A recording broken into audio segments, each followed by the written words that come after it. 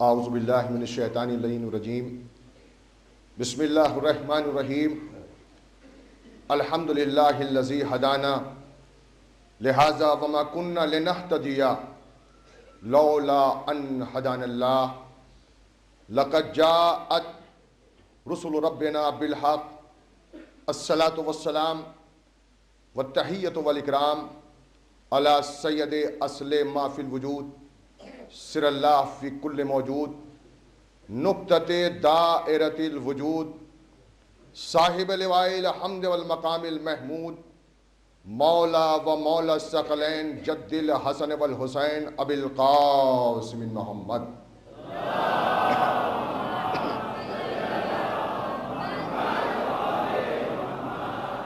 ثم الصلاة علی ولیہ و وصیہ و اخیہ و امینہ وخلیفتہ بلا فصل اشرف العطرتہ و ناطق الحجتہ و باب الحکمتہ فاتح خیبر زوج بطول امیر المومنین امام المتقین امام المشارق والمغارب غالب کل غالب علی ابن ابی طالب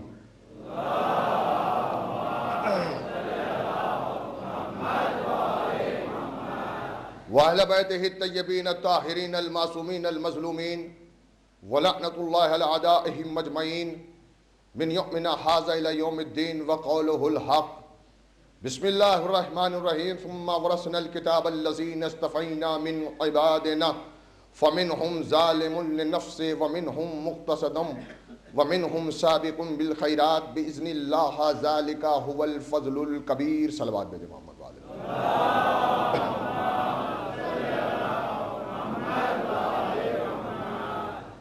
عزیزان گرامی، خداوند عالم قرآن مجید میں ارشاد فرما رہا ہے کہ ہم نے اس کتاب کا وارث بنایا اور ہم اپنی اس کتاب کا وارث ظالم اور جابر کو نہیں بناتے بلکہ سابق بالخیرات کو بناتے ہیں۔ میں نے آپ حضرات کی خدمت میں عرض کیا تھا کہ خداوند عالم نے قرآن مجید میں ارشاد فرمایا قال ان اللہ اصطفاک علیکم وزادہ بسطۃ فی العلم والجسم، یعنی ہم نے اس کو پسند کر لیا اور اس کے کمال علمی اور کمال جسمی کو اپنے حد کمال تک پہنچا دیا۔ تو نگاہ قدرت میں جو وارث قرآن ہے اس میں دو چیزیں پائی جانی چاہیے، ایک تو قوت علمی اپنے حد کمال پر ہو، دوسری قوت جسمی اپنے حد کمال پر ہو۔ تو علی کی قوت علمی کے سلسلے میں گواہی کے طور پر پیغمبر کی وہ حدیث مشہور و معروف کہ فرمایا انا مدینۃ العلم وعلی بابھا، میں شہر علم ہوں اور علی اس کا دروازہ ہے، اور علی کی قوت جسمی کی گواہ باب خیبر ہے۔ صلوات بھیجے محمد وآل محمد۔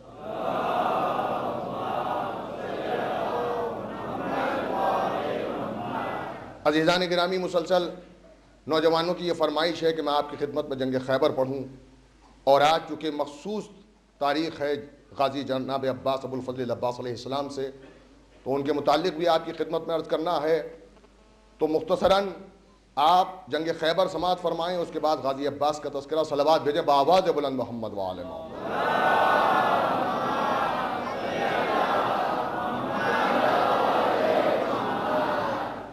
عزیزان گرامی، جنگ خیبر میں مسلسل 39 روز تک لشکر جاتا رہا اور واپس آتا رہا۔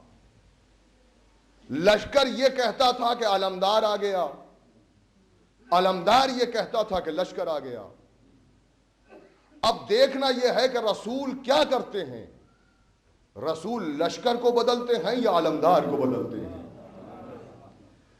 تو پیغمبر اسلام نے فرمایا کہ ضرور کل علم میں اس کو دوں گا جو کرار ہوگا، غیر فرار ہوگا، بڑھ کے حملے کرنے والا ہوگا، اور وہ خدا اور رسول کو دوست رکھتا ہوگا، خدا اور رسول اس کو دوست رکھتا ہوگا۔ دیکھیے عزیزان گرامی، آپ توجہ فرمائیں، غور کریں۔ سوال یہ ہے کہ بھئی ایک بار لشکر گیا تھا، پلٹ کے واپس آ گیا، تو بھئی دوسری بار جانے کی ضرورت ہی نہیں تھی۔ سرکار سے کہہ دیا ہوتا کہ سرکار یہ کام ہمارے بس کا نہیں۔ یہ مسلسل 39 دن تک کیوں جاتے رہے؟ بات دراصل یہ ہے کہ خیبر جو تھا وہ ریزرو بینک آف یہودی تھا، جس کا کیشیئر جو تھا وہ مرہب تھا۔ یہودی جو تھے ان کے پاس بے پناہ دولت تھی جو اس خیبر کے قلعے کے اندر تھی۔ بات دراصل یہ تھی کہ یہ دولت کے لالچ میں جاتے تھے، مرہب کے خوف سے واپس چلے آتے تھے۔ توجہ فرمائیے گا۔ اب جب 39 روز ہو گئے تو پیغمبر نے یہ کہا کہ کل علم اس کو دوں گا جو کرار ہوگا، غیر فرار ہوگا، بڑھ بڑھ کے حملے کرنے والا ہوگا۔ توجہ فرمائیے گا، یعنی اس کو علم ملے گا کہ جو مرد ہوگا۔ اب دیکھیے، مرد کی ڈیفینیشن کچھ بھی ہو، مرد کی تعریف کچھ بھی ہو، مگر یہ تو ماننا پڑے گا کہ اس کا حرف آخر علی ہے۔ توجہ ہے نا عزیزان گرامی؟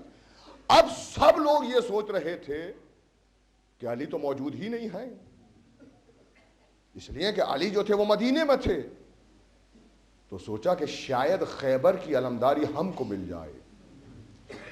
بھائی تاریخ کے الفاظ یہ ہیں کہ جب پیغمبر نے یہ فرمایا کہ کل علم اس کو دوں گا جو مرد ہوگا، تو عالم یہ تھا کہ پورے اصحاب نے ساری رات صحابہ نے بستر پہ کروٹ بدل بدل کے گزاری کہ شاید خیبر کی علمداری ہم کو مل جائے، ہم کو مل جائے۔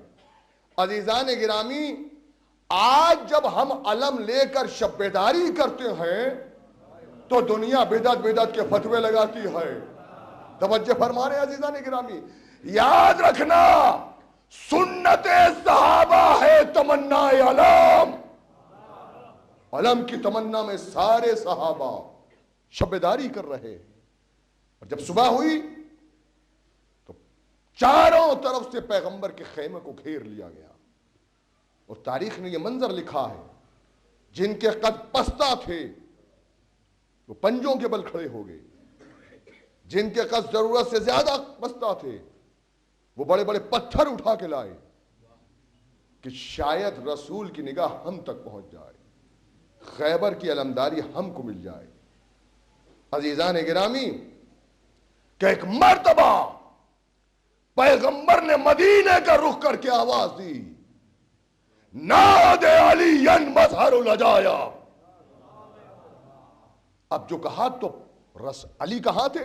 علی تھے مدینے میں، اور تاریخ نے یہ منظر لکھا کہ علی جو تھے وہ مسجد میں جا رہے تھے، ابھی ایک قدم مسجد میں تھا، ایک باہر تھا، کہ میرے مولا نے خیبر کی طرف رخ کر کے کہا، لبیک یا رسول اللہ، لبیک یا رسول اللہ۔ عزیزان گرامی، آج جب ہم یا علی کہتے ہیں تو دنیا بدعت بدعت کے فتوے لگاتی ہے۔ اجی خیبر میں رسول نے علی کو پکارا، اور جانے دیجیے آدم نے علی کو پکارا، اگر آدمی بننا ہے تو علی کو پکارو۔ نوح نے علی کو پکارا، اگر اپنی کشتی بچانا ہے تو علی کو پکارو۔ ابراہیم نے علی کو پکارا، اگر زمانے کے شعلوں سے بچنا ہے تو علی کو پکارو۔ اور اب بھی اگر یقین نہ آئے تو حسین کے ماتمداروں کو دیکھو کہ یا علی اور یا حسین کے کیا آگ سے گزر جاتے ہیں۔ عزیزان گرامی، تو جناب قمبر ساتھ میں تھے کہ یا علی، آپ نے خیبر کی طرف رخ کر کے لبیک کہا قمبر، مجھے خیبر میں رسول پکار رہے ہیں، جاؤ میرا گھوڑا لے کر آؤ۔ دیکھیے اب یہاں پر یہ کہا جاتا ہے کہ صاحب یہ بات سمجھ میں نہیں آتی، کہاں پہ خیبر ہے اور کہاں مدینہ ہے؟ یہ خیبر کی آواز کو مدینے میں علی نے کیسے سن لیا؟ یہ بات ہماری ذہن میں نہیں آتی ہے، تو سنیے بات ابھی ذہن میں آئے گی۔ مثال کے طور پر میں آپ کے یہاں کانودر میں مجلسیں پڑھنے کے لیے آیا۔ اب بھائی میں قصبہ شکارپور کا رہنے والا ہوں، ایک چھوٹا سا قصبہ ہے۔ اب میں جو یہاں پہ آیا تو میں نے ہمارے مہدی بھائی کے گھر گیا، یعقوب بھائی کے گھر گیا، جہاں بھی جاتا ہوں دیکھا ایک بکس سا رکھا ہوا ہے، باکس. میں نے کہا یہ کیا ہے یعقوب بھائی؟ کہنے لگے اس کو نہیں جانتے، اسے ریڈیو کہتے ہیں.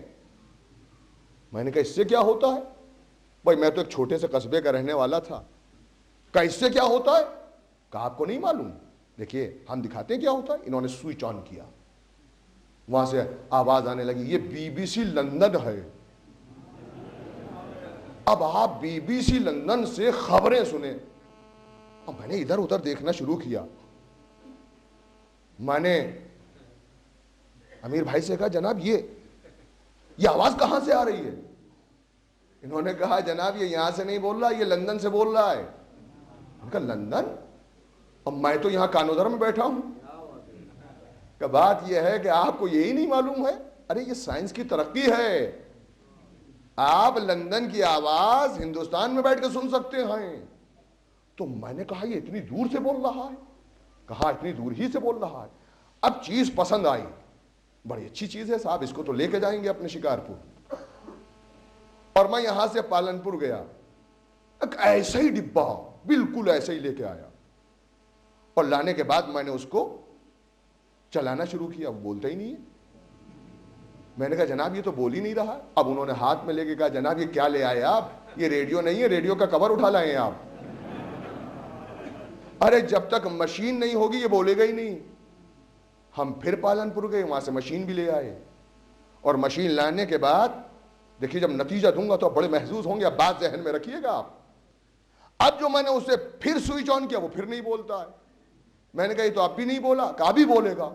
یہ کہہ کے انہوں نے پلک لگانا چاہا. میں نے کہا بھائی یہ کیا کرتے ہو؟ کہ جب تک نور کا تعلق نور سے نہ ہوگا، ہے توجہ فرمائے میں کیا عرض کر رہا ہوں، جب تک نور کا تعلق نور سے نہ ہوگا یہ بول ہی نہیں سکتا. اب تعجب نہ کرنا، نور کے 2 اسٹیشن قائم تھے، ایک خیبر میں قائم تھا، ایک مدینے میں قائم تھا. توجہ فرمائے عزیزان گرامی، ایک خبریں نشر کر رہا تھا، ایک خبریں سن رہا تھا. انہوں نے کہا صاحب کہاں خیبر کہاں مدینہ، اور تاریخ بھی یہ کہتی ہے کہ جب گھوڑا آ گیا تو مولا گھوڑے پہ سوار ہوئے. قبر نے کہا مولا میں بھی آپ کے ساتھ چلوں گا. کہا تم میرے گھوڑے کی زین پکڑ کے میرے ساتھ چلو. کہا مولا خیبر تک؟ کہا اگر چشم زدن میں علی تجھے خیبر میں نہ پہنچا دے، توجہ فرمائے، تو مجھے علی نہ کہنا، چشم زدن میں تمہیں پہنچا دے گا. بھائی کہا کہ یہ سمجھ میں نہیں آتا اتنی جلدی کیسے پہنچ گئے. بھائی میں نے آپ کی خدمت میں مسلسل ایک بات عرض کی ہے کہ ہم جو گفتگو کرتے ہیں قرآن مجید کی چھاؤں میں کرتے ہیں تاکہ کوئی راہ فرار اختیار نہ کر سکے. قرآن نے کہا یقول الذین کفروا لست مرسلا قل کفی باللہ شہیدا بینی و بینکم ومن عندہ علم الکتاب.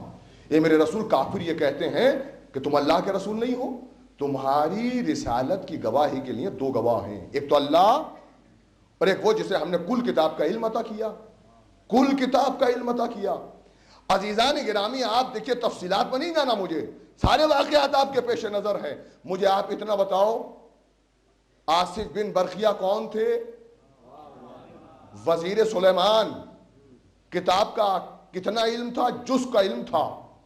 5ویں امام فرماتے ہیں کہ اس میں اعظم میں 73 حروف ہیں، جس میں سے ایک حرف کا علم جو تھا وہ آصف بن برخیہ کو تھا، جس سے زمین کے طبقات سمٹ گئے اور چشم زدن میں تخت بلقیس آ گیا. ارے جسے کتاب کے جز کا علم ہو وہ چشم زدن میں تخت بلقیس لے آئے، اور جسے کتاب کے کل کا علم ہو، مرحلہ فکر ہے عزیزان گرامی، جو وارث قرآن ہو اس کے لیے یہ تعجب کرنا کہ صاحب کیسے آ گیا. اور پھر میں نے آپ کی خدمت میں عرض کیا تھا نا وارث قرآن کون ہے. دیکھیے قرآن کی آیات میں وہ اثر ہے کہ آپ آیت پڑھو مسافت طے کر لو چشم زدن میں. ہم نے تو کبھی نہیں دیکھا کہ کوئی چشم زدن میں مسافت طے کر لے، اسے وارث قرآن کر کے دکھائے گا. پہنچے چشم زدن میں، علی آشوب چشم میں مبتلا ہیں. یا رسول اللہ آشوب چشم ہے. رسول نے لعاب دہن علی کی آنکھ میں لگایا, یا یوں کہوں کہ آب وحی میں ڈھلا ہوا سرما علی کی آنکھ میں لگا دیا. توجہ فرمائیے گا, لگایا, آنکھیں ٹھیک ہو گئیں. اب علی جو تھے وہ چلنے کے لیے تیار ہوئے. اب جو علی چلے تو رسول اکرم نے ایک جملہ کہا. کیا کہا؟ اے علی میری دعائیں تمہارے پیچھے پیچھے. بھائی دیکھیے, دعاؤں کو آگے کیا جاتا ہے, پیچھے نہیں کیا جاتا. دعاؤں کو پیچھے کیوں کیا؟ بھائی یہ غور کرنے کا مقام ہے. اگر دعاؤں کو آگے کر دیتے تو دنیا کہہ دیتی دعائے رسالت کا اثر تھا کہ خیبر فتح کیا. توجہ ہے نا, کہ دعائیں پیچھے کروں گا, علی پہلے خیبر فتح کریں گے, دعا پیچھے جائے گی. اور ایک وجہ اور تھی جو دعاؤں کو پیچھے کیا. وجہ یہ تھی, توجہ فرمائیے گا, کہ آگے تھے کفار, پیچھے تھے مسلمان. رسول کو جتنا خطرہ مسلمانوں سے تھا اتنا کافروں سے بھی نہیں تھا. یہ مرحلہ فکر ہے عزیزان کرام. اچھا, جب بات آ گئی تو ایک بات اور آپ کی خدمت میں عرض کر دوں. ایک بات اور کہی جاتی ہے. دیکھیے, علی نے جو خیبر فتح کیا اس میں علی کا کوئی کمال نہیں تھا, تمہارے باپ کا کمال تھا. توجہ فرمائیں. نہیں, باپ کا تو نہیں, ام المومنین کا کمال تھا. کہ بھئی کیا کمال تھا؟ کہ جب علی جا رہے تھے تو انہوں نے اپنا دوپٹہ علی کے علم میں باندھ دیا تھا, جس کی برکت سے خیبر فتح ہو گیا. بھیا باندھ دیا ہوگا, ہم انکار نہیں کرتے, مگر یہی علم, یہی دوپٹہ کل تم نے اگر اپنے باپ کے علم میں باندھ دیا ہوتا تو خیبر کی فتح یابی کا سہرا تمہارے باپ کے سر ہوتا. توجہ فرمائے میں کیا عرض کر رہا ہوں, علی کے سر نہ ہوتا. آئے علی میدان میں, اور آنے کے بعد پتھر میں علم کو گاڑا, پتھر میں علم کو گاڑا. آتے ہی علم کا معجزہ دکھایا کہ یاد رکھنا, اب معجزے پر اعتراض نہ کرنا, یہ علم جہاں جہاں جائے گا معجز نما ہوگا, معجزے دکھائے گا. گاڑا علم کو. مرحد جو تھا وہ اپنے اس نے دریچے سے جھانک کر دیکھا. دیکھیے, آپ کی خدمت میں یہ عرض کروں کہ یہ خیبر میں جو یہودی تھے یہ کون تھے؟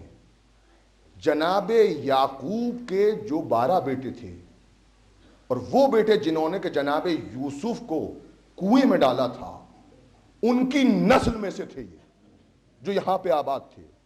اور جناب یعقوب نے ان کو وصیت کی تھی کہ تمہاری بڑی حکومت ہوگی, تمہارا بڑا اقتدار ہوگا, مگر یاد رکھنا جس دن ایلیا کا ظہور ہو گیا اس دن تمہاری حکومت کا خاتمہ ہو جائے گا.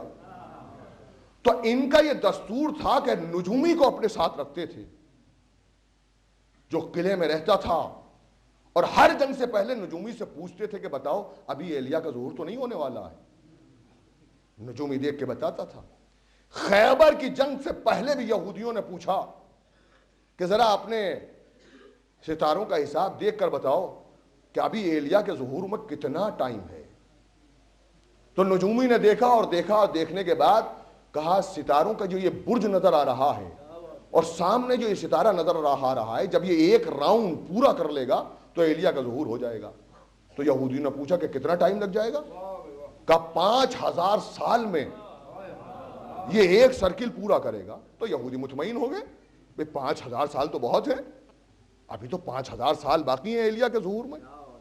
لیکن جب علی نے علم کو پتھر میں گاڑا تو یہودی گھبرائے, نجومی سے آ کے کہا بھائی ایک بار اور دیکھ لو حساب کو, کہ تمہارا حساب کچھ گڑبڑ تو نہیں ہے. تو ایک مرتبہ نجومی نے پھر دیکھا حساب کو اور اپنے برج سے کود کے بھاگا کہ وہ آ گیا, وہ آ گیا, وہ آ گیا. کہ بھائی کون آ گیا؟ کہ جسے 5000 سال پہلے آنا تھا وہ آ گیا. توجہ فرمائے. کہ ایلیا کا تو ظہور ہو گیا. کہ تو کہتا تھا 5000 سال کے بعد آئے گا. کہ میں کیا کروں, یہ جو ستارہ ہے اس کو ایک راؤنڈ 5000 سال میں پورا کرنا تھا, مگر جیسے ہی آیا اس نے ایک راؤنڈ چشمے زدن میں پورا کر لیا. توجہ فرمائے میں کیا عرض کر رہا ہوں.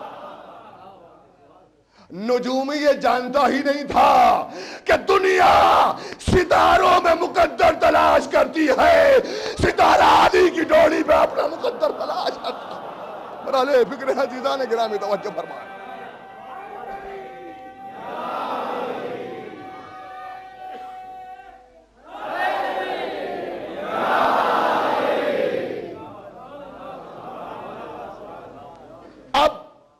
مرحب نے اپنے طریقے سے دیکھا,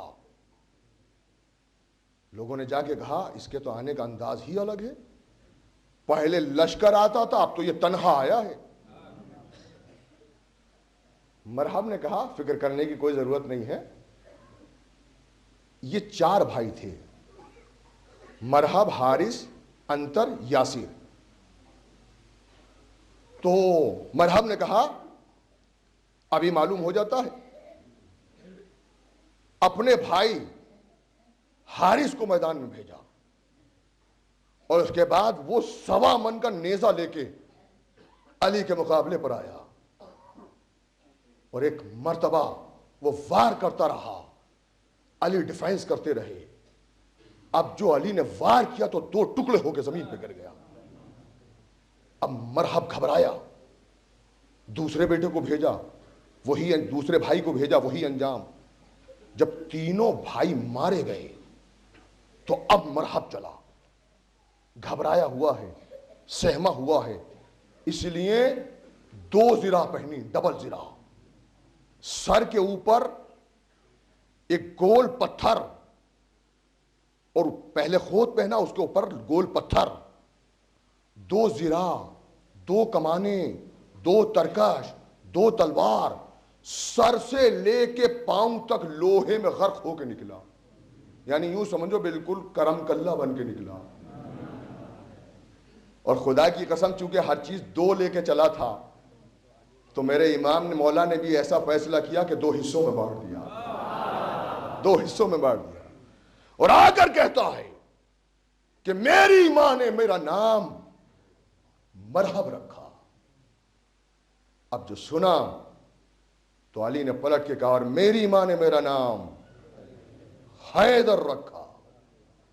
مولا ہر جنگ میں آپ نے نام علی بتایا, یہ واحد جنگ ہے جس میں میرے مولا نے اپنا نام حیدر بتایا ہے. کیوں حیدر بتایا؟ چونکہ ایک وجہ تو یہ ہے, توجہ فرمائیے گا, حیدر نام اس لیے بتایا کہ ان کی ماں جو تھی وہ کاہنہ تھی اور ماں نے اپنے بیٹوں کو وصیت کی تھی کہ بیٹا اس بات کا خیال رکھنا کہ سب سے جنگ کرنا, مگر جس کا نام حیدر ہو بس اس کے مقابلے پہ نہ آ جانا. دیکھا آپ نے, خدا کی قسم کیا ہے میرا مولا علی, میدان جنگ میں اپنی ماں کے بھولے ہوئے سبق کو یاد دلا رہے ہیں. یاد کر لے, اور اسے یاد آیا بھی, نام جیسے ہی سنا حیدر کانپنے لگا, واپس ہوا, واپس جانا چاہتا تھا کہ ابلیس پہنچ گیا. یہ کمبخت اپنوں کا بھی تو نہیں ہوتا, توجہ فرمائیے. پہنچ گیا اور جا کے کہا کیا ارادہ ہے؟ کہ اس سے جنگ نہیں کروں گا. کہا کیوں؟ کہ مجھے میری ماں کی وصیت یاد آ گئی, ماں نے مجھ کو وصیت کی ہے کہ جس کا نام حیدر ہو اس سے نہ لڑنا. کوئی ضروری تو نہیں ہے کہ وہی حیدر ہو جس کے متعلق تیری ماں نے وصیت کی ہے. ابلیس نے حیدر کے شکار کو واپس کر دیا, وہ آ گیا, رد و بدل ہوتی رہی, میرے مولا ڈیفینس کرتے رہے, اور اس کے بعد جو میرے مولا نے وار کیا, توجہ سے سنیے گا, علی کی تلوار وہ جو گول پتھر تھا پہلے اس پہ لگی, پتھر کٹا، خود کٹا، ماتھا کٹا، چہرے تک آئی، سینے تک آئی، 2 ٹکڑے ہوا، گھوڑے تک آئی. توجہ فرمائے میں کیا عرض کر رہا ہوں عزیزان گرامی. بس یہاں تک آئی تھی کہ ایک مرتبہ، اب جملہ سن لیجئے عزیزان گرامی، اب تاریخ نے یہ لکھا ہے کہ جبریل نے اپنے پروں کو بچھا دیا. اللہ نے کہا جبرائیل جاؤ اپنے پر کو بچھا دو، علی کی تلوار زمین کے 2 ٹکڑے کر دے گی. اب جو پروں کو بچھایا، علی کی تلوار پر تک پہنچ کر رک گئی. توجہ فرمائیے گا عزیزو، چونکہ جبریل کا پر آ گیا لہذا تلوار رک گئی. علی نے دنیا کو بتا دیا، یاد رکھنا علی کی تلوار وہ ہے جہاں تک کفر رہتا ہے چلتی ہے، جہاں ایمان آتا ہے رک جاتی ہے. فکر ہے عزیزہ نے یا اب جب مرہم مارا گیا تو سب گھبرا گئے، پورا لشکر منتشر ہو گیا. علی گھوڑے کو لے کے خندق کو عبور کر کے قلعے کے دروازے تک پہنچے، اور جنگ کرتے کرتے علی کے ہاتھ سے سپر جو تھی وہ ٹوٹ گئی، چھوٹ گئی. یہودی اس سپر کو لے کے بھاگا. اب جو علی کو جلا لایا تو در خیبر میں 2 انگلیاں گاڑی. تو عزیزو خیبر کے در کو ہلانا شروع کیا، اور اس کے بعد جو جھٹکا دیا تو خیبر علی کے ہاتھوں میں تھا. اور یہ خیبر کا در کون سا تھا؟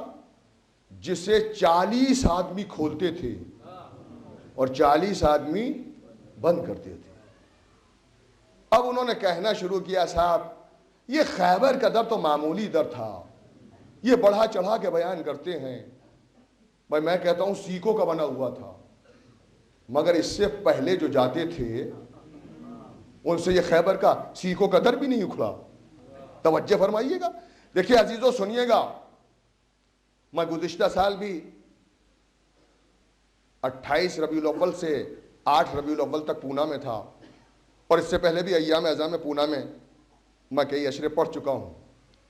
تو جب میں پونا میں پہنچا تو لوگوں نے مجھ کو یہ بتایا کہ یہاں پہ قمر علی درویش کا مزار ہے،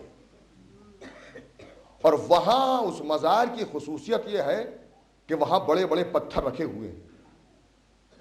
ایک پتھر ہے جس پہ 5 لوگ انگلی لگاتے ہیں، ایک پتھر ہے جس پہ 12 لوگ نیچے انگلی لگاتے ہیں اور کہتے ہیں یا قمر علی درویش. وہ ایک انگلی سے اٹھ جاتا ہے. اور یہ بھی عجب اتفاق ہے کہ 5 اور 12 ہی انگلی لگاتے ہیں. توجہ کیجیے گا. تو میں خود قمر علی درویش کے مزار پہ پہنچا، وہ پتھر میرے سامنے رکھا گیا. میں سچ عرض کرتا ہوں میں نے صرف انگلی کو ٹچ کیا تھا اور کہا یا قمر علی درویش. پتھر سر سے اوپر گیا، بڑا وزنی پتھر، اور پھر گر گیا.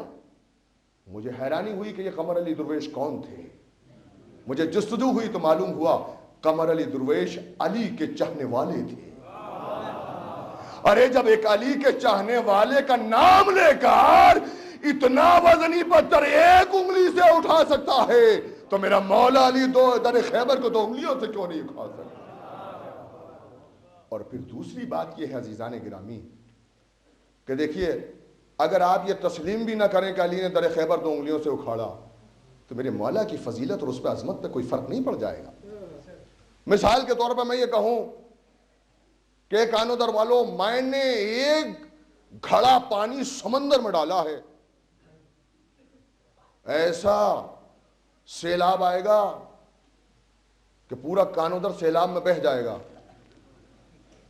تو آپ کہیں گے کیا بات کرتے ہو. میں نے کہا کانو در والوں میں نے سمندر سے ایک گھڑا پانی نکال لیا ہے، پیاسے مر جاؤ گے. ایک گھڑا پانی نکالا تو آپ یہی تو کہیں گے کیسی بات کرتے ہو. ارے سمندر سے ایک گھڑا پانی نکالا تو کیا، سمندر میں ایک گھڑا پانی ڈال دیا تو کیا. ارے میرے مولا کے فضائل کے سمندر میں ایک خیبر کا در ہوا تو کیا، نہ ہوا تو کیا. مرحلہ فکر صلوات تو پڑے محمد وآل محمد.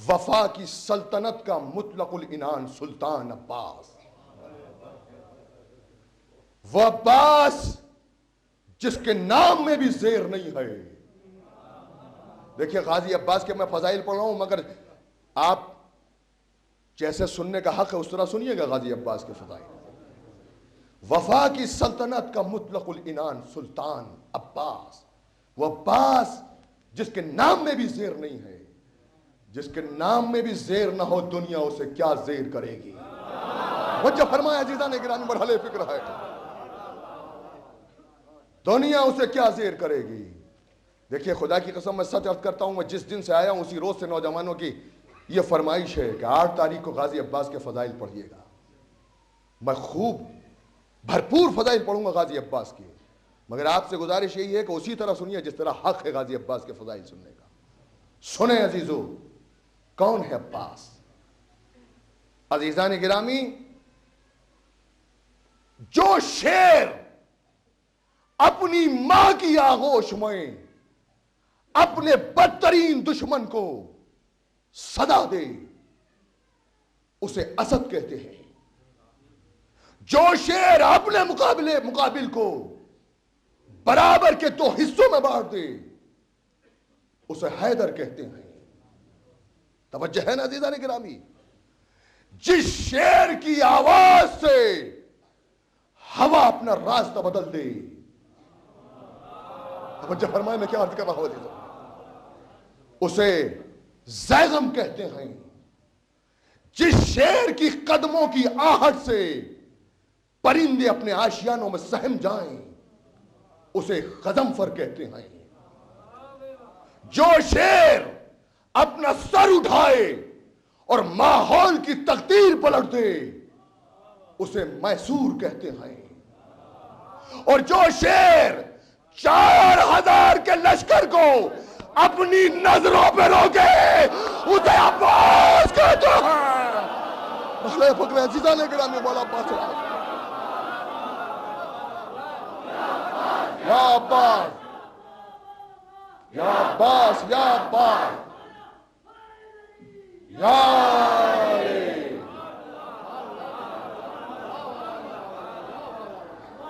جو شیر 4000 کے لشکر کو اپنی نظروں پہ روک دے اسے عباس کہتے ہیں۔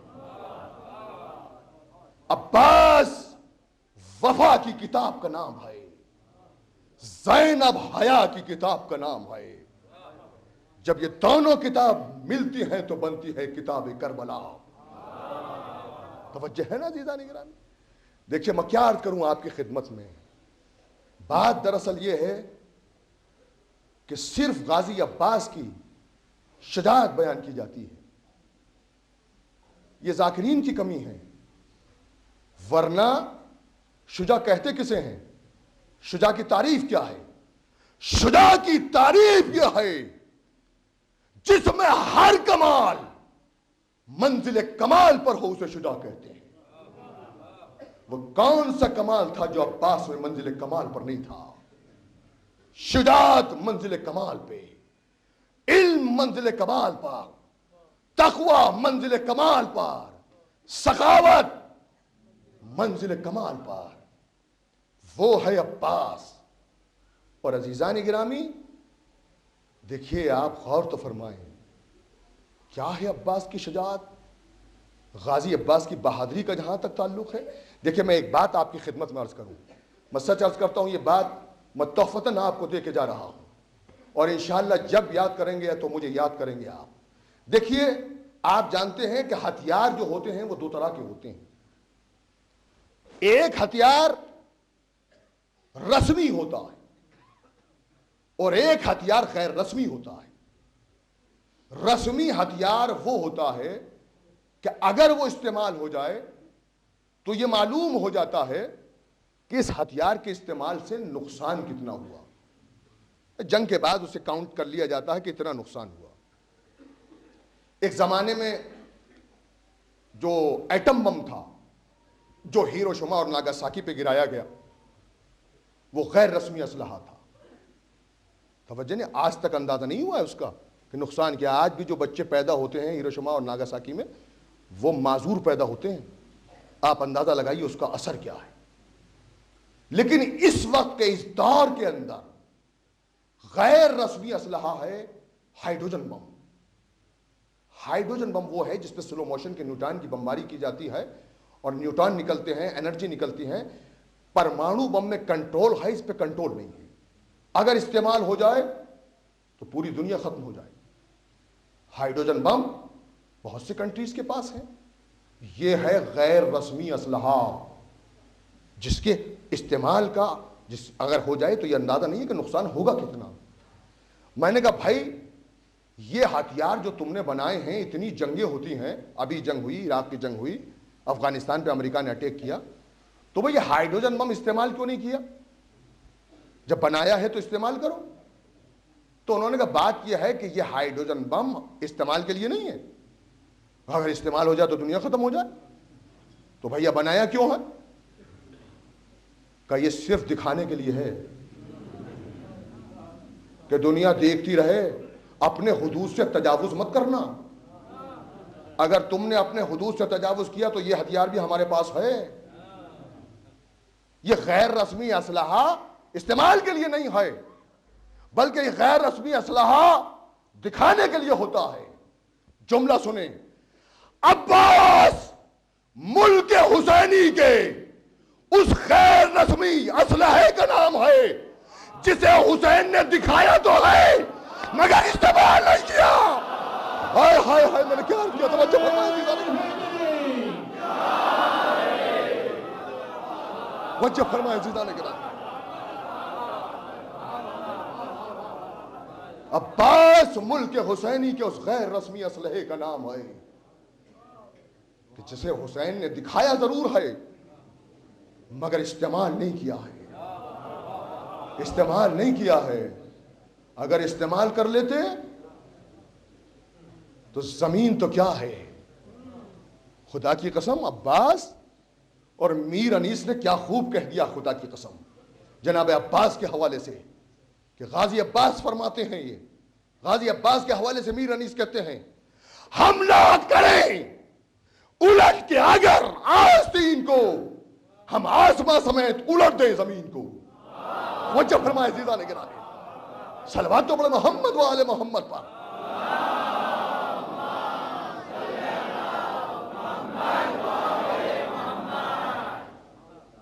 شجاعت۔ اب آئیے علم دیکھیے غازی عباس کا، علم کیا ہے۔ مجھے واقعات بیان نہیں کرنے غازی عباس کے علم کے سلسلے میں، صرف ایک بات سن لیجئے آپ۔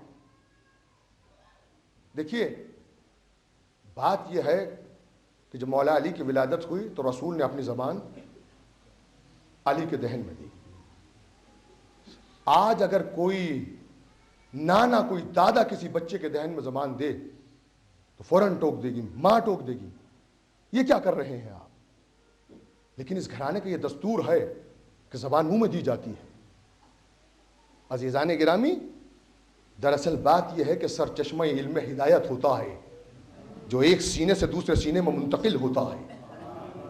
توجہ فرمائیں عزیزان گرامی، ایک شخص ایران سے میرے ساتھ میں امام کے پاس پہنچا، جا کے گفتگو کرنا چاہتا ہے، اور اس نے کیا گفتگو کی؟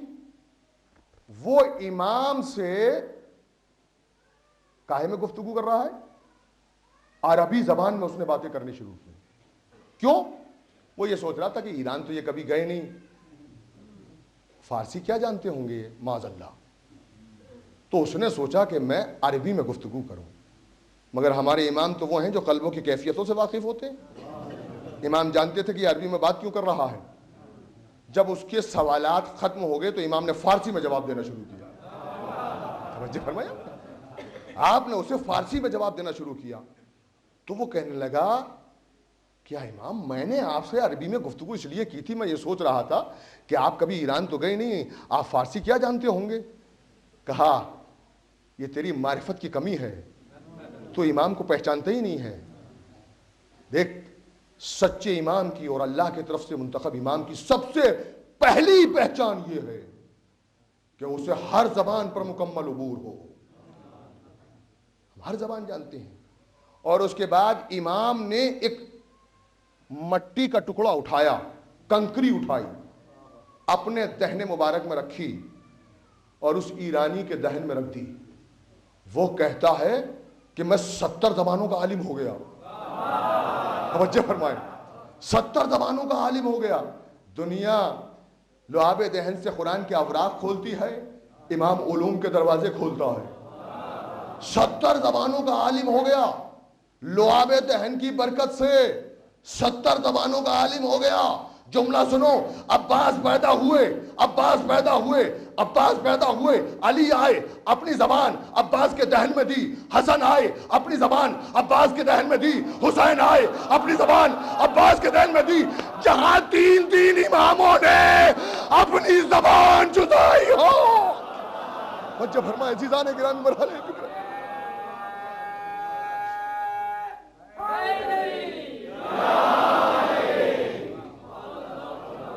تین اماموں نے جسے اپنی زبان چسائی ہو, وہ علم کی کس منزل پہ ہوگا, کس مقام پر ہوگا. اکثر مجھ سے نوجوان کہتے ہیں غازی عباس کے حسن اور خوبصورتی کے بارے میں بھی بیان کرو. بھئی کیا بیان کریں عباس کے حسن کا؟ بس تم یوں سمجھ لو کہ جس گھرانے میں چاند ہی چاند ہوں, وہ سارے چاند مل کے جس کو قمر بنی ہاشم کہیں. میں توجہ فرمائے میں خیال کرا, اللہ اکبر عزیزو, غور فرمائے, سارے چاند مل کے جس کو قمر بنی ہاشم کہیں, اس کا حسن کیا ہوگا. آپ کو معلوم ہے والشمس والضحاها والقمر اذا طلع, یہ سورہ جب نازل ہوا تو ابو سعید نے, روایت ہے ان سے, رسول اکرم مسجد میں بیٹھے تھے, ابو سعید پہنچے, کہا حضور شمس سے مراد کیا ہے؟ کہا شمس سے مراد میں ہوں. کہا قمر سے مراد کون ہے؟ قمر سے مراد کون ہے؟ تو ایک مرتبہ ابھی سوال کیا تھا کہ مولا کائنات مسجد کے دروازے پہ آئے. رسول نے کوئی جواب نہیں دیا. پھر سوال کیا قمر سے مراد کون ہے؟ کوئی جواب نہ دیا, خاموش. 3-4 مرتبہ جب سوال کرتے رہے ابو سعید, جیسے ہی علی قریب آگے پھر اس نے پوچھا ابو سعید نے کہ قمر سے کون مراد ہے؟ کہ قمر کو اپنی آنکھوں سے دیکھ بھی رہا ہے اور سوال بھی کر رہا ہے. توجہ فرمائیں. تو شمس سے مراد شمس نبوت, قمر سے مراد قمر امامت. یہ لقب مولا علی کا ہے. قمر کا لقب سب سے پہلے جناب عبد مناف کو ملا. جناب عبد مناف قمر بطحا کہلائے. اس کے بعد یہ قمر کا لقب جناب عبداللہ کو ملا, آپ قمر حرم کہلائے. اس کے بعد یہ قمر کا لقب سرکار دو عالم کو ملا, فی لیلت تمام ہی و کمال ہی, چادر کے نیچے پیغمبر کا چہرہ 14ویں چاند کی طرح چمک رہا تھا. یہ لقب پیغمبر کو بھی ملا. اس کے بعد یہ لقب قاسم کو ملا. جب قاسم میدان کارزار میں آئے تو دشمنوں نے کہا کہ قاسم کا چہرہ مثل 14ویں چاند کے چمک رہا تھا. توجہ فرمانے. اور یہ لقب امام حسین علیہ السلام کو بھی ملا. جب 9 کے نیزے پہ حسین کا سر قرآن کی تلاوت کر رہا تھا تو سب دیکھنے والے مل کے یہ کہتے تھے کہ حسین کا چہرہ مثل 14ویں کے چاند کے چمک رہا تھا. اب آپ جملہ سماعت فرمائیں. قمر کسے کہتے ہیں؟ جو سب سے خوبصورت ہو, جو سب سے حسین ہو. تو جب پورے بطحا کا حسن سمٹ کر ایک نقطے میں آ گیا تو عبد مناف کہلائے. جب پورے حرم کا حسن سمٹ کر ایک نقطے میں آ گیا وہ قمر حرم جناب عبداللہ کہلائے. جب پنجتن کا حسین حسن سمٹ کر ایک چادر میں آ گیا تو رسول قمر کہلائے. جب شہد سے زیادہ شیریں سمجھنے والے کا حسن سمٹ کر ایک نقطے میں آیا تو وہ قاسم کہلائے. اور جب مقتل میں جذبہ شہادت سے معمور حسن سمٹ کر ایک نقطے میں آیا تو وہ حسین کہلائے. اور جب یہ سارے حسن سمٹ کر ایک نقطے میں آ گئے تو وہ قمر بنی ہاشم ابو الفضل عباس کہلائے. توجہ فرمائے عزیزان گرامی، صلوات پڑھیں محمد و آل محمد پر۔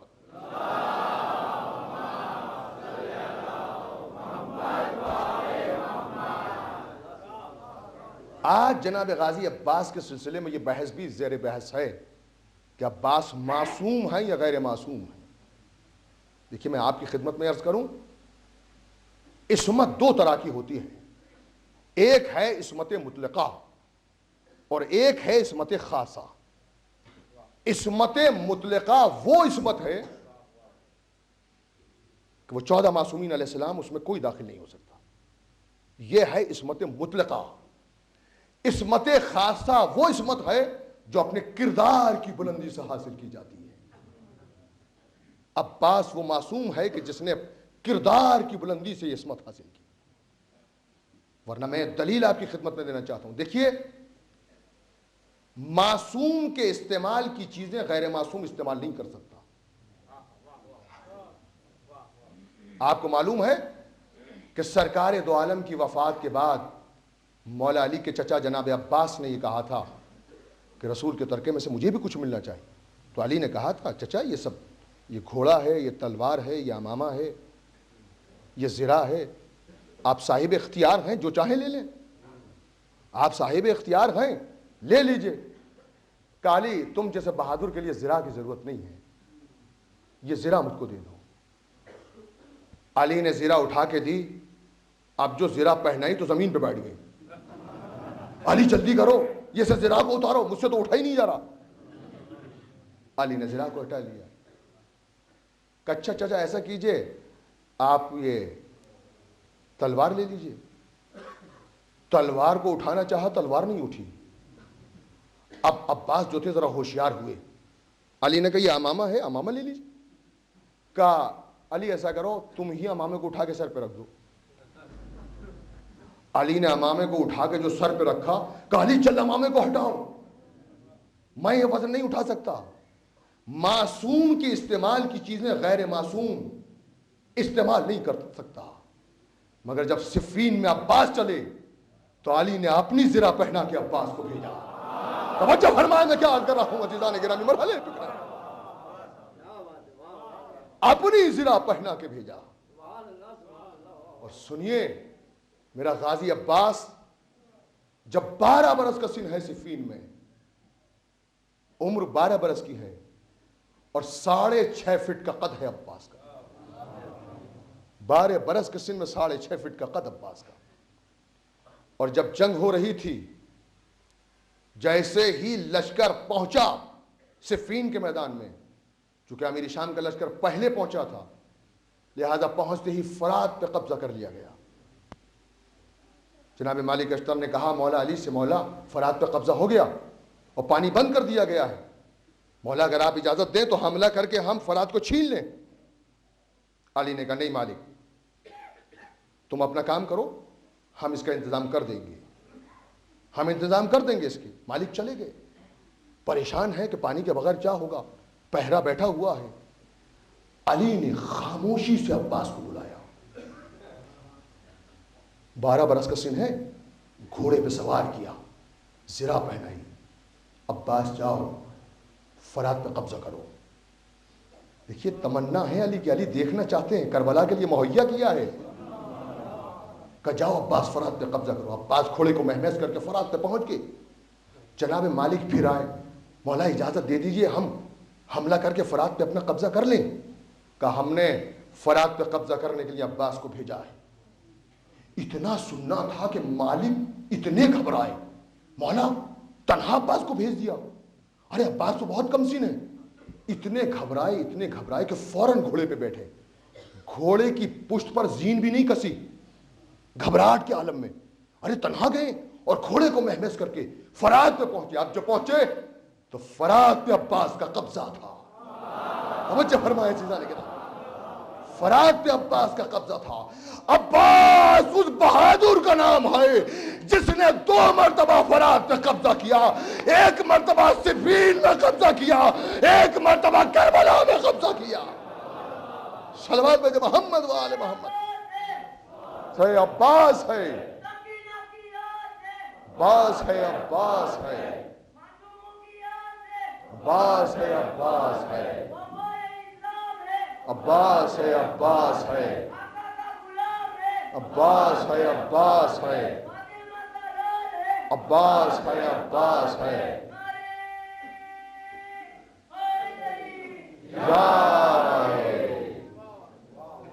عباس کا قبضہ تھا فرات پر. اور اس کے بعد میرے مولا علی نے عباس کو بلایا اور چہرے پہ نقاب ڈالی. عباس جاؤ حملہ کرو. عباس جدھر سے نکلتے ہیں لاشوں کے ڈھیر لگا دیتے ہیں. اور ایک مرتبہ چاروں طرف سے آوازیں بلند کی، ہاذا علی، ہاذا علی، یہ نقاب پہن کے علی آ گئے، ہاذا علی، ہاذا علی. علی گھوڑے کو مہمیز کر کے آگے بڑھے، عباس کے قریب پہنچے، چہرے سے نقاب کو الٹا، ہاذا قمر بنی ہاشم. ارے یہ میں نہیں لڑ رہا، میری دعا لڑ رہی ہے. میں نہیں لڑ رہا، میری دعا لڑ رہی. صلوات تو پڑھے محمد وآل محمد.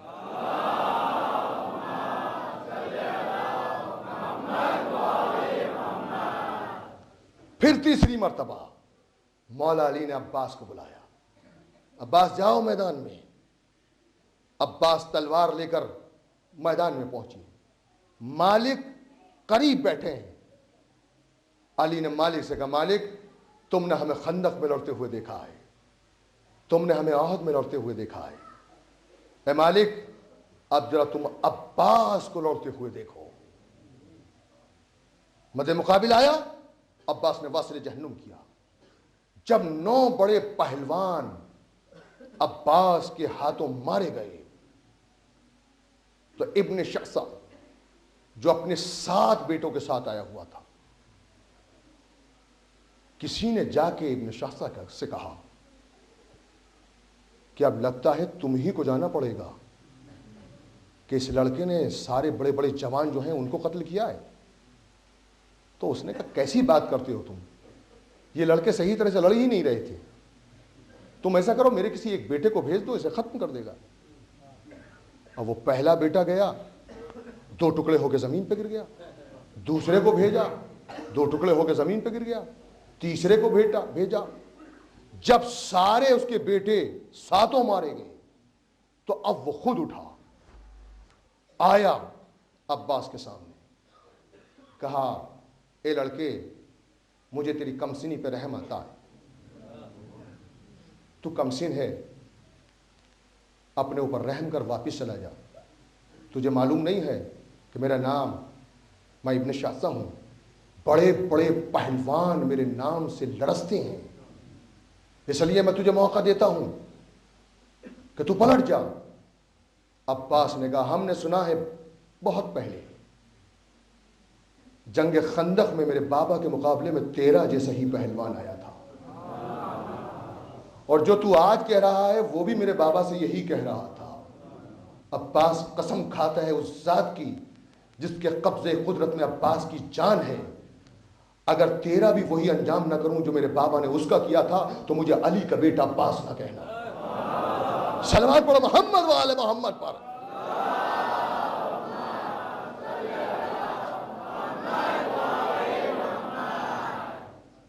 تو ایک مرتبہ اس نے کہا وار میں کروں گا یا تم کرو گے؟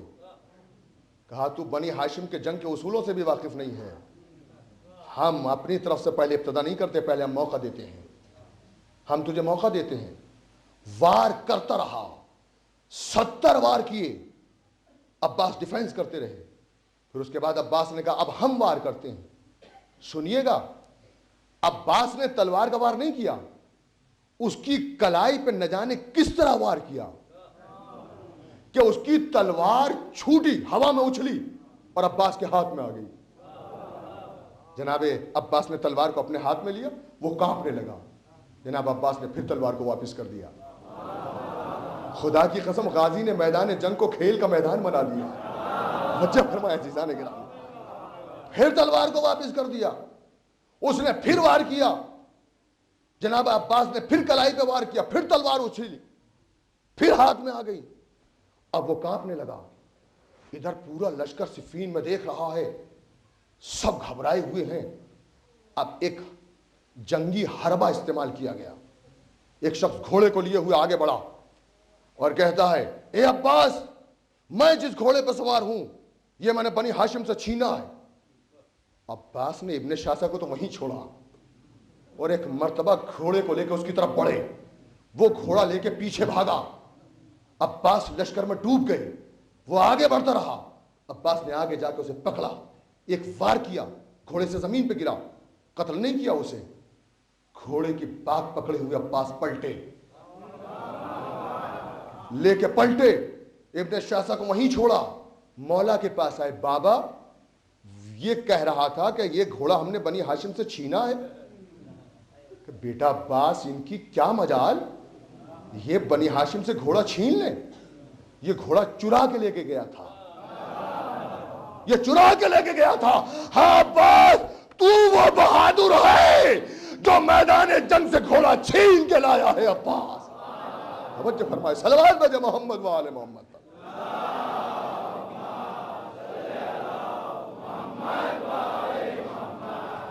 پھر ابن شاسا میدان میں آیا, پھر مقابلہ شروع ہوا. عباس اسی طرح کرتے رہے. ایک مرتبہ وار کیا, گھوڑے سے زمین پہ گر گیا. پھر اس کے سینے کی طرف گئے, پھر چھوڑے, پھر کھڑے ہو گئے, الگ آگے. جب بہت دیر گزر گئی تو مولا علی آگے بڑھے. آگے بڑھ کے کہا مسکرا کے, بیٹا عباس اب بہت ہو گیا کھیل. ہائے ہائے, توجہ فرمائے, بیٹا اب اسے قتل کرو. ایک وار کیا, 2 ٹکڑے ہو کے زمین پہ گرا. صلوات بھیجے محمد و آل محمد پر.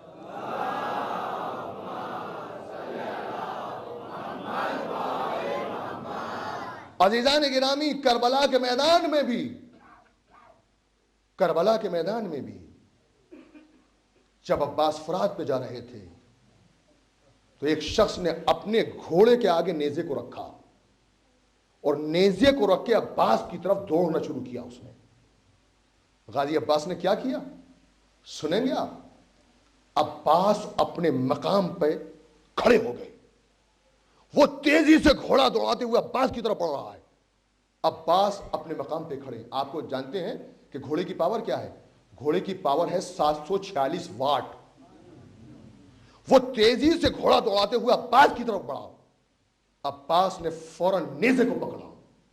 تو خدا کی قسم جملے یہ ہے کہ یوں لگا کہ جیسے گھوڑے کو جنبش بھی نہ ہو, یوں ہی ٹھہر گیا گھوڑا. اور نیزے کو پکڑ کے آپ نے نیزے کو اٹھانا شروع کیا. نیزے کو اٹھانا شروع کیا تو اس کے پیر جو تھے وہ رکابوں میں الجھ گئے. تو جب پیر رکابوں میں الجھے تو وہ بھی اٹھا, گھوڑا بھی اٹھا. بچہ فرمائے عزیزان گرامی. اور جب اوپر اٹھا لیا تو نیزے کو کھینچا, کھینچ کے سینے میں اتار دیا غازی نے. صلوات بھیجے محمد و آل محمد.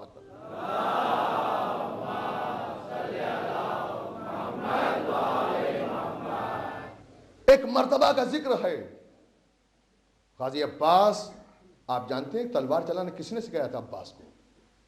مولا علی نے سکھایا تھا. اور تلوار کا وار سکھاتے ہوئے میرے مولا علی نے کہا عباس آج ہم تم کو تلوار کا وہ وار سکھا رہے ہیں جو ہمارے علاوہ کوئی نہیں جانتا. غازی عباس نے بڑے اشتیاق اور شوق کے ساتھ اس ہاتھ کو سیکھا. اس کے بعد مولا علی نے عباس کو ایک باغ کی حفاظت کے لیے منتخب کیا. عباس باغ کی حفاظت کر رہے ہیں. رات کے وقت ایک سوار چہرے پہ نقاب ڈال کے آیا اور باغ کو کچھ نقصان پہنچانا چاہتا تھا. غازی نے للکار کے روکا, وہ نہیں رکا اور اس نے تلوار نکال لی. عباس نے بھی فوراً تلوار نکالی. تلوار پہ تلوار چل رہی ہے مگر نہ سوار کامیاب ہوتا ہے نہ عباس فتحیاب ہوتے ہیں. عباس سوچ رہے ہیں کیسا بہادر ہے یہ. آخر ایک مرتبہ دل میں خیال آیا کہ میرے بابا نے مجھے تلوار کا ایک وار سکھایا تھا اور کہا تھا, بابا نے کہا تھا بیٹا آج تمہیں ہم تلوار کا وہ وار سکھا رہے ہیں جو ہمارے علاوہ کوئی نہیں جانتا. عباس نے اس وار کو استعمال کیا, سوار نے خوبی سے اسے بھی کاٹ دیا. اب غازی نے فوراً گھوڑے کو پیچھے کھینچا اور تلوار کو نیام میں رکھ لیا. تلوار کا رکھنا تھا کہ سوار بھی رخ پر پلٹ کے چلا گیا. عباس واپس آئے, گھر کے گوشے میں سر کو جھکائے ہوئے. خاموش بیٹے ہیں. علی قریب پہنچے. عباس کیا بات ہے عباس؟ عباس کیوں سر جھکا رہے ہو؟ کہ بابا آپ نے ہمیں تلوار کا وار تلوار چلانا سکھایا ہے. کہا بیٹا ہم نے سکھایا. کہ بابا آپ نے ہمیں تلوار کا ایک وار سکھایا تھا اور آپ نے کہا تھا ہمارے علاوہ کوئی نہیں جانتا. کہا بیٹا سکھایا تھا. کہ بابا ایک سوار آج باغ کو نقصان پہنچانا چاہتا تھا, ہم نے اسے روکا, وہ نہیں مانا, اس نے تلوار نکالی. بابا پوری رات گزر گئی تلوار چلاتے چلاتے, میں نے وہ وار بھی استعمال کیا لیکن سوار نے اس وار کو بھی کاٹ دیا. علی نے مسکرا کے سینے سے لگایا کہ عباس نقاب کے پیچھے کوئی اور نہیں تھا, تیرا بابا علی تھا. اے میرے لال, میں دیکھنا چاہتا تھا کہ تو کربلا میں کس طرح میرے حسین کی نصرت کرے. سنے عزاداران امام مظلوم. اور جب ذکر آ گیا تو سنے غازی عباس وہ ہے کہ جو باب الحوائج ہے. اور جس طرح آپ نے غازی عباس کے فضائل سنے ہیں, میں ابھی آپ کی خدمت پر روایت بیان کروں گا عزیزوں. سنے عزیزوں, کربلا معلیٰ میں بہترین ڈاکٹرز کا انتظام رہتا ہے کہ اگر کوئی اچانک بیمار ہو جائے تو اس کے ٹریٹمنٹ کے لیے ڈاکٹرز موجود رہتے ہیں. ایک عورت جس کا جوان بیٹا کربلا میں بیمار ہو گیا, بچنے کی کوئی امید نہیں رہی, تو آخر میں وہ اپنے بیٹے کو لے کے سب سے بڑے ڈاکٹر کے پاس پہنچی اور ڈاکٹر سے جا کے کہا, ڈاکٹر نے دیکھا کہ تیرا بیٹا بچ نہیں سکتا, لا علاج ہے, اب یہ تیرا بیٹا بچ نہیں سکتا. تو اس نے کہا ضرور بچے گا میرا لال. بیٹے کو لے کے کہاں پہنچی؟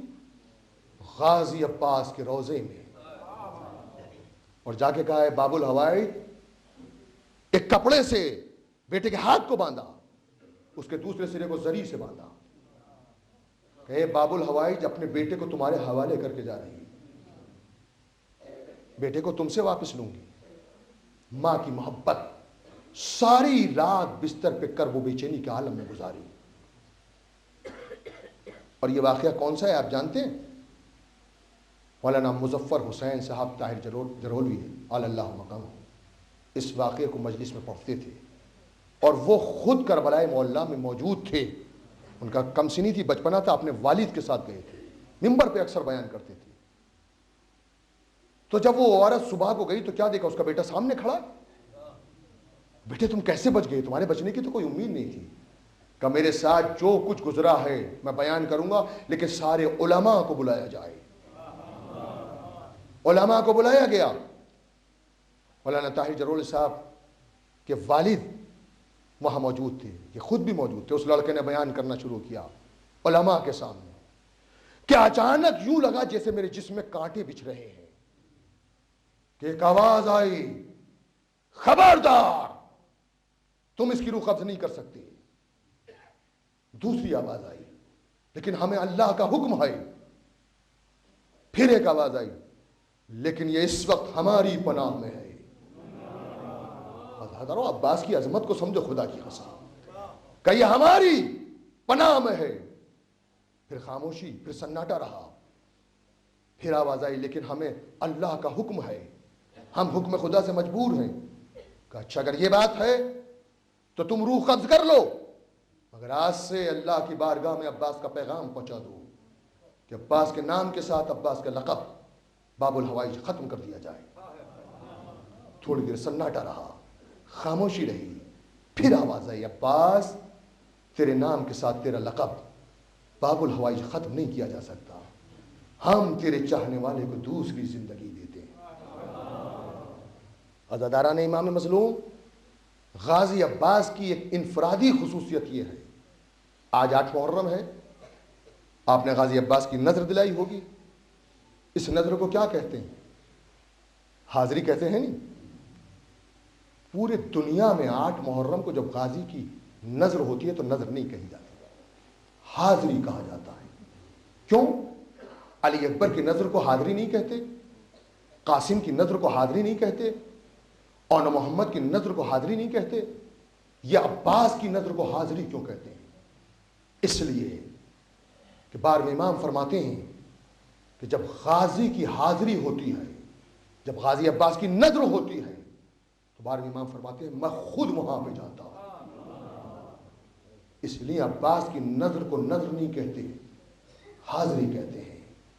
میرے مولا، آپ نے علی اکبر کی نظر کے لیے نہیں کہا کہ میں جاتا ہوں، قاسم کی نظر کے لیے نہیں کہا کہ میں وہاں آؤں گا، یہ عباس کی نظر کے لیے کیوں کہا؟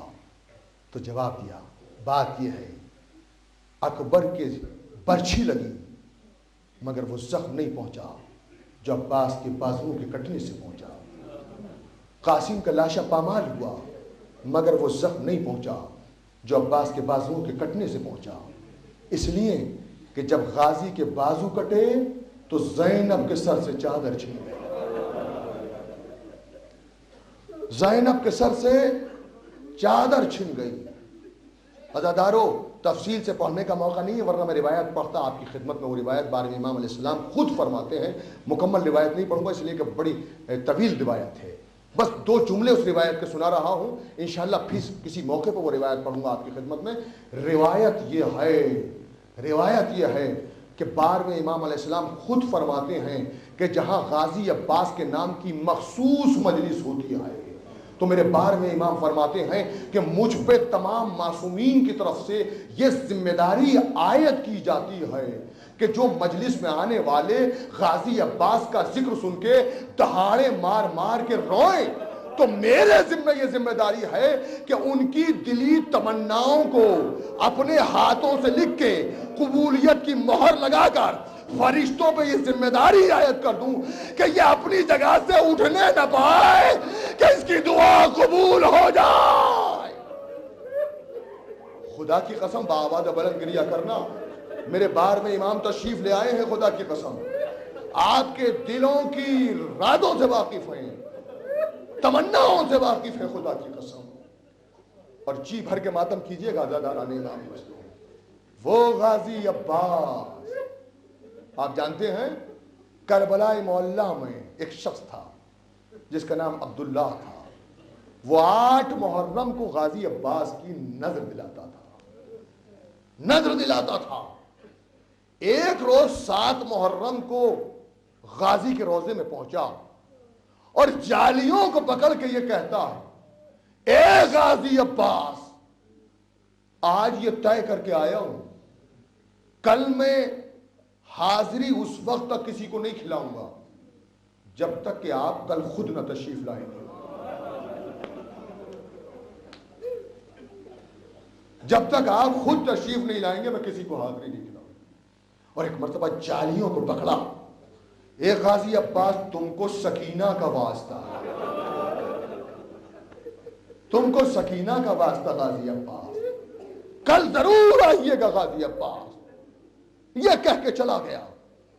8 تاریخ آئی، غازی کی حاضری کا اہتمام ہوا، نظر کا کھانا تیار ہوا، اور ایک مرتبہ کربلا کے مومنین جن کو بلایا ہے وہ سب گھر پہ آ گئے۔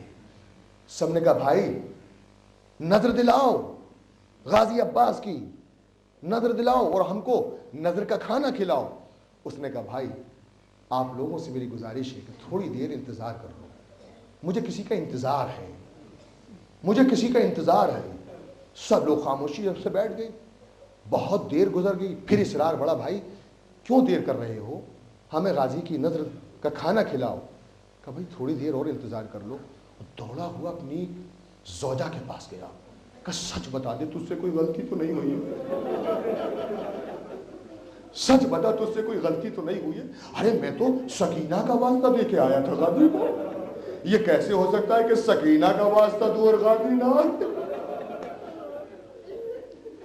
اس نے کہا مجھے نہیں معلوم مجھ سے کیا غلطی ہو گئی، کیا غلطی ہو گئی۔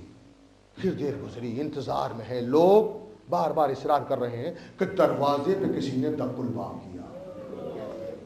اب جو دق الباب کیا، یہ تیزی سے دروازے کے پاس آیا، دیکھا ایک جوان خوبرو، سر پہ عمامہ، چہرے سے نور کی شعائیں نکلی ہوئی، مگر انتظار میں کچھ اس طرح تھا کہ اضطراب کچھ اس طرح تھا کہ پہچان نہیں سکا۔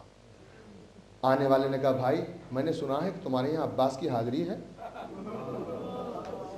کہا ہاں میرے یہاں حاضری ہے، آپ بھی تشریف لائیے، میں نے مومنین کو بلایا ہے، تشریف لائیے۔ وہ آئے، وہ کہتا ہے ایک مقام پہ آ کے بیٹھ گئے۔ پھر میں کسی کا انتظار کرنے لگا. جب دیر گزری تو مومنین نے کہا بھائی تم کیا انتظار کر رہے ہو, کس کا انتظار کر رہے ہو؟ دیکھو ان سے بہتر کون ہے, ارے انہی سے حاضری دلا دو نا, وہ آنے والا تو آیا نہیں. تو یہ بڑے مایوسی سے کہتا ہے آپ ہی نظر دے دیجئے. یہ اپنے مقام پہ کھڑے ہوئے, کہا بسم اللہ الرحمن الرحیم الحمدللہ رب العالمین. اس نے کہا بھائی کیا غضب کرتے ہو, میرے غازی کی حاضری اس طرح نہیں دی جاتی, ایسے نظر نہ دو. پھر کیسے دیں؟ کہ اپنے دونوں ہاتھوں کو اٹھا کے نظر دو. ارے غازی کی نظر دونوں ہاتھوں کو اٹھاؤ کہ ایک مرتبہ ابا کو جھٹکا لگا, کیا دیکھا دونوں ہاتھ کٹے ہوئے. اے بھائی بلاتا بھی ہے اور پہچانتا بھی نہیں ہے.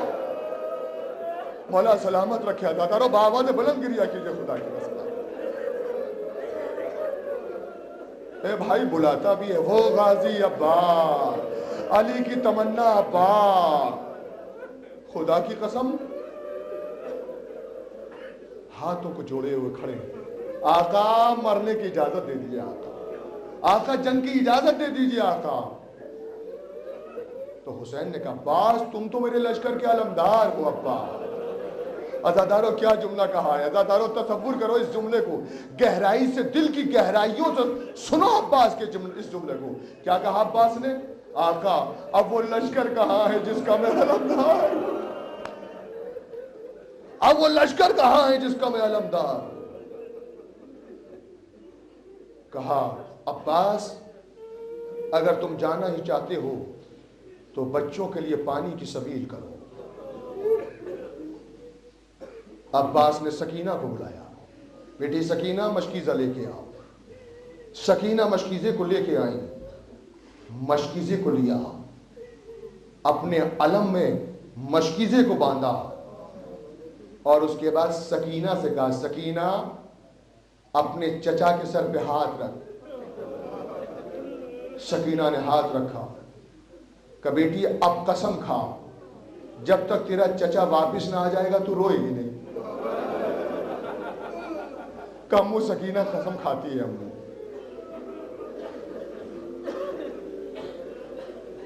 عباس چلنے لگے تو حسین نے کہا جب جملہ کہا عباس سنو, عباس تلوار ہاتھ میں ہے عباس کے. حسین نے کہا عباس ٹھہرو, عباس تلوار یہیں چھوڑ کے جاؤ, عباس تلوار یہیں چھوڑ کے جاؤ. عباس نے دونوں ہاتھوں میں تلوار لی, حسرت بھری نگاہ سے آقا کے چہرے کو دیکھا اور تلوار کو قدموں میں رکھ کے کہا انا للہ و انا الیہ راجعون. مولا سمجھ گیا عباس, کہ عباس علم کے پھریرے کو جھکاؤ. عباس نے علم کے پھریرے کو جھکایا. حسین نے انگلی کے اشارے سے لکھا انا للہ وَإِنَّا إِلَيْهِ رَاجِعُونَ. کتنا احترام کرتے ہیں عباس. گھوڑے کی باگ پکڑے ہوئے آہستہ آہستہ آگے بڑھتے رہے کہ آقا پیچھے رہ جائیں تو میں سوار ہو جاؤں. اور حسین چاہتے ہیں کہ اپنے شیر کو اپنے ہاتھوں سے سوار کریں. آقا آقا آپ چلے جائیے, آقا ہم چلے جائیں گے. کہ نہیں عباس ہم سوار کریں گے. عباس کے بازو پکڑ کے حسین نے گھوڑے پہ عباس کو سوار کیا. یہ جملہ سن سکتے ہیں آپ, سنیں گے آپ؟ عباس گھوڑے پہ بیٹھے, حسین زمین پہ بیٹھ گئے. عزادارو قیامت کا جملہ پڑھ لیا میں نے خدا کی قسم.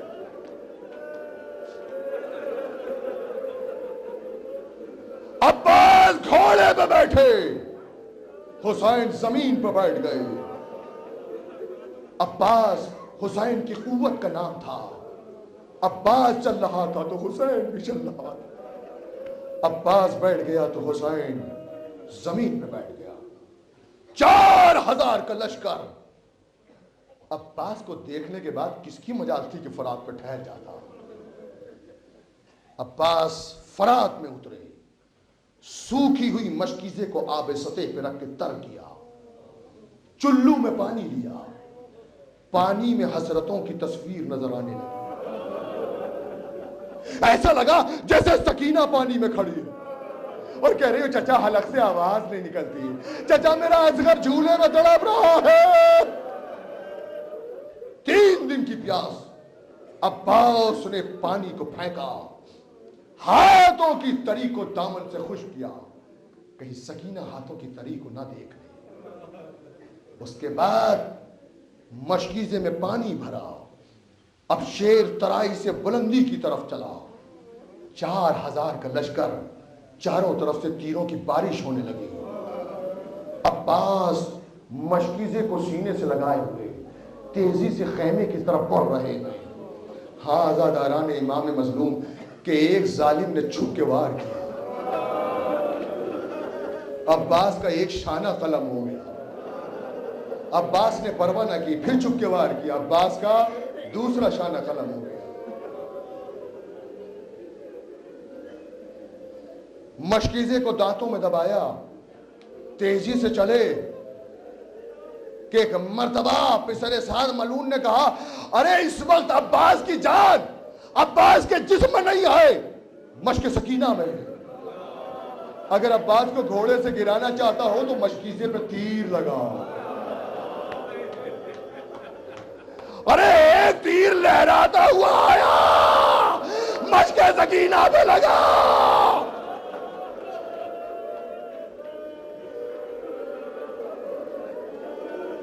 ادھر پانی بہا, ادھر خون پانی ہو گیا. عباس نے سر جھکایا کہ ایک مرتبہ ایک ملعون نے گرز آہنی مارا. مسجد کوفہ کی تاریخ دہرائی گئی.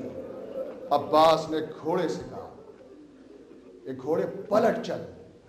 اب عباس خیمے میں جانے کے قابل نہیں رہا. چند قدم چلے, ہمت نے ساتھ چھوڑ دیا. عباس گھوڑے پہ ڈگمگانے لگے. دل چاہتا ہے آواز دو, یا علی نجف سے آئی.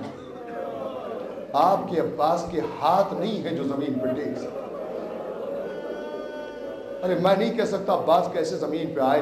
ہاں مجھے ایک روایت ملتی ہے کہ ایک عالم دین نے غازی عباس کے روزے میں غازی عباس کے مصائب پڑھے, بڑا ماتم ہوا, بڑا گریہ ہوا. جب یہ عالم دین, جب یہ ذاکر حسین رات کو سو گیا تو کیا دیکھا, شہزادی فاطمہ زہرا سلام اللہ علیہ خواب میں آئی اور آگے کہتی ہیں, اے میرے لال کے ذاکر, تو میرے بیٹے کے مصائب بیان نہیں کرتا؟ تو ذاکر کہتا ہے کہ اب شاید امام حسین کو کہہ رہی ہیں. کہا ہے شہزادی میں آقا حسین کے مسائل بیان کرتا ہوں. کہا نہیں, میں حسین کو نہیں کہہ رہی, میں اپنے بیٹے عباس کا ذکر کرتی ہوں. کہا شہزادی آج ہی میں نے غازی عباس کے مسائل بیان کیے ہیں. کہا ہم اس لیے خواب میں آئے ہیں کہ تو نے عباس کی ہر مصیبت کا تذکرہ کیا, مگر جو عباس پہ سب سے بڑی مصیبت تھی تو نے اس کا تذکرہ نہیں کیا. کہا شہزادی آج کے بعد ضرور پڑھوں گا, لیکن بتائیے تو صحیح کہ وہ کون سی مصیبت تھی. کہا میرے لال کے ذاکر, ارے تو خود سوچ کہ جو بھی گھوڑے سے گرتا تھا ہاتھوں کو زمین پہ ٹیکتا تھا, مگر میرے عباس کے ہاتھ نہیں تھے. جزاک اللہ عزادار, خوب ماتم کرو بابا. میرے عباس کے ہاتھ نہیں تھے جو زمین پہ ٹیک تھا. تھوڑے سے زمین پہ آواز آئی, بابا اے میرے آقا, میرا آخری سلام. حسین تیزی کے ساتھ بڑھے, ہاتھ کمر تک پہنچ گیا. عباس اس آواز نے کمر کو توڑ دیا, تیزی سے آگے بڑھے. اور راستے سے عباس کا شانہ اٹھا کر ابا کے دامن میں لیا, دوسرا شانہ اٹھایا, لاش عباس پہ آئے, سر کو زانو پر رکھا. کون سا سر جو دوبارہ ہو چکا ہے, کون سا سر جس پہ گرز آہنی لگ چکا ہے. عزاداران امام مظلوم کیسے عباس کا سر کو زانو پر رکھا, اسے حسین کا دل جانتا ہے. مگر روایت میں ملتا ہے کہ عباس نے سر ہٹا دیا, سر ہٹا لیا. پوچھا عباس یہ سر کیوں ہٹا لیا؟ کہا آقا بات یہ ہے, آقا کا سر اور غلام کا زانو, آقا غلام کا سر اور آقا کا زانو, یہ کیسے ہو سکتا ہے؟ مولا آپ آقا ہیں, میں غلام ہوں. نہیں عزادارو, عباس کا یہ مقصد نہیں تھا. شاید عباس کا مقصد یہ تھا, اے میرے آقا میرا سر تو آپ کے زانو پر ہے, لیکن آپ کا سر کس کے زانو پہ ہوگا؟ مظلومیت نے آواز دی, عباس گھبرانا نہیں عباس, جب حسین گھوڑے سے گرے گا تو دکھیاری ماں پہنچ جائے گی. عباس حسین کے سر کو اپنی زانو پر عباس وصیتیں کر کے خاموش ہوئے۔